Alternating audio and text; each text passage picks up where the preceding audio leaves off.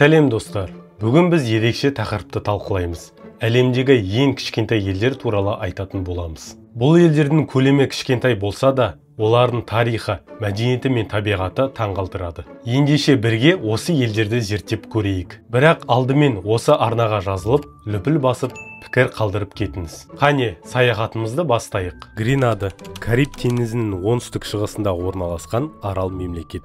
Оның аумағы 344 шаршы километрді құрайды, ал халқының саны 126 мың адам. Елдің астанасы Сент-Джорджес. Гренада Гренадин аралдарының оңтүстік бөлігін қамтитын аралдық мемлекет. Гренада дәмдеушілер аралы деген атқа ие. Бұл жерде гвоздика, даршын, имбир, мускат жаңғағы сияқты дәмдеушілер өсіріледі. Гренаданың экономикасы негізінен ауыл шаруашылығы мен туризмге тәуелді. Туристерді елдің тропикалық ормандары, вулкандық құмнан тұратын жағажайлары, суасты рифтері мен сарқырамалары қызықтырады. Сонымен қатар Гренада әлем бойынша мускат жаңғағын экспорттауда 3-ші орынды иеленеді. Мальта Жерорта теңізінің ортасында орналасқан арал мемлекет. Оның аумағы 316 шаршы километр, ал халқы 553 мың адамды құрайды. Мальтаның астанасы Валетта қаласы. Ел 3 негізгі аралдан тұрады: Мальта, Гоза және Камино. Мальтада өзендер мен көлдер жоқ.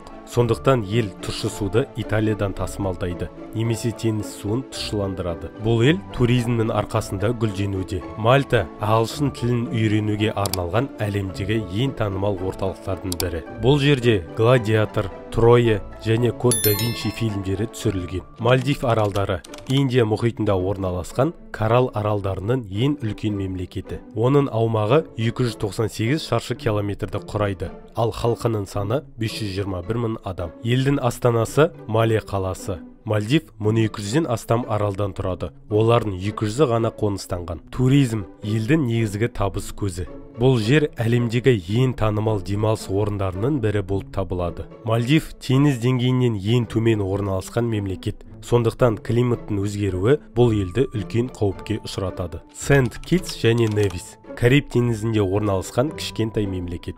Оның аумағы 261 шаршы километр, ал халқы 50 мың адамды құрайды. Ел 2 аралдан тұрады: Сент-Китс және Невис. 1493 жылы Христофор Колумб бұл аралдарға өзінің екінші саяхаты кезінде келген. Сент-Китс және Невистің жағалауындағы суасты рифтері әлемнің әр түкпірінен келетін сүңгуірлерді қызықтырады. Бұл жерде 400-ден астам батпаққа батқан кемелер бар.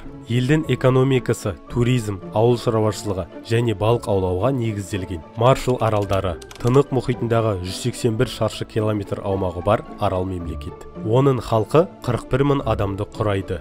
Елдің астанасы Маджуро қаласы. Аралдар 29 атолл мен 5 негізгі аралдан тұрады. Туристерді әсіресе Бикини атолы қызықтырады. Себебі бұл жерде батпаққа батқан кемелер мен ұшақтардың қалдықтары көп. Бикини атолы ядролық сынақ полигоны ретінде де тарихта белгілі. Лихтенштейн Альпінің бөктерінде орналасқан шағын князьдік. Оның аумағы 160 шаршы километр, ал халқы 39 мың адамды құрайды. Лихтенштейннің астанасы Вадуц қаласы. Елдің басты ерекшелігі оның экономикасы қаржы секторына және жоғары технологиялық өндірістерге негізделген. Лихтенштейн Альпінің бөктерінде орналасқандықтан бұл жерде жоғары сапалы шарап өндірісі дамыған. Сан-Марино Италияның ортасында орналасқан ең көне мемлекеттердің бірі. Оның аумағы 61 шаршы километр, ал халқы 33 мың адамды құрайды. Елдің астанасы да Сан-Марино деп аталады. Сан-Марино ЮНЕСКО-ның мұралар тізіміне енген тарихи орталық пен Монте-Титано тауымен танымал. Ең негізгі табыс көзі туризм. Тувалу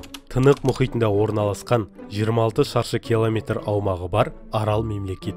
Елдің халқы 11 мың адамды құрайды, ал астанасы Фунафути қаласы. Тувалу әлемнің ең оқшауланған елдерінің бірі. Туризмнің дамуы өте төмен, ал елдің негізгі табыс көзі балық аулау лицензияларын сату. Глобалдық жылынудың салдарынан Тувалудың аралдарына теңіз деңгейінің көтерілу қаупі төніп тұр. Науру жер шарындағы ең кішкентай республика. Оның аумағы 21 шаршы километр, ал халқының саны 12 мың адам. Науру фосфорит өндірумен танымал болған. Бірақ табиғи ресурстардың таусылуы елдің экономикасына ауыр әсер етті. Туризм бұл елде өте шектеулі, және сырттан келген көмек Наурудың негізгі табыс көзі болып табылады. Монако әлемдегі ең тығыз қоныстанған мемлекет. Оның аумағы небәрі 2 шаршы километрді құрайды, ал халқы 36 мың адам. Монаконың басты табыс көздері туризм, казинолар және жылжымайтын мүлік. Бұл ел өзінің Формула 1 жарыстарымен